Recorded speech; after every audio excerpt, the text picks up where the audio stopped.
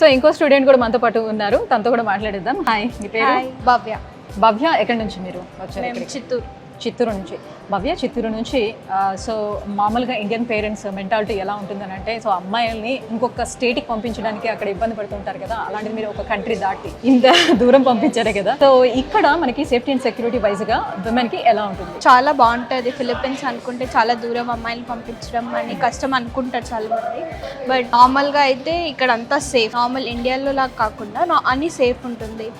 మేమంతా డామిటరీస్లో స్టే చేస్తూ ఉంటాం. 10 మాకు కట్ ఆఫ్ ఉంటుంది. ఆ తర్వాత మేము డామ్కి వచ్చేయాలి.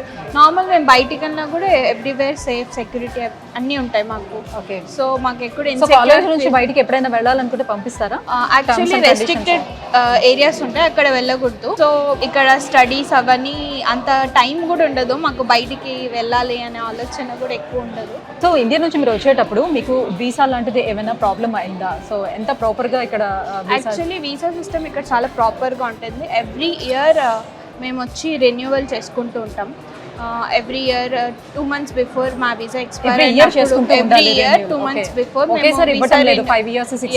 సో ఇప్పుడు వరకు అయితే ఎవ్రీ 2 months బిఫోర్ మేము వీసా అనేది రెన్యువల్ చేసుకుంటూ ఉంటాం. సో సిస్టమేటిక్ ప్రాసెస్, ప్రాబ్లం ఉంటుంది. ఇక్కడ ఉన్నటువంటి ఫెసిలిటీస్ ఎలా ఉంది అండ్ ఫుడ్ వైజ్ గా చూసుకునేటప్పుడు ఎట్లా ఉంటుంది? మనకి సౌత్ ఇండియా ఫుడ్ ఏమైనా దొరుకుతుందా? ఇండియన్ రెస్టారెంట్స్ అన్నీ ఉన్నాయి. డామిటరీస్ లో కూడా ఇండియన్ ఫుడ్స్ ఇస్తారు కాబట్టి ఫుడ్ విషయంలో అయితే ఏం ప్రాబ్లం ఉండదు మాకు.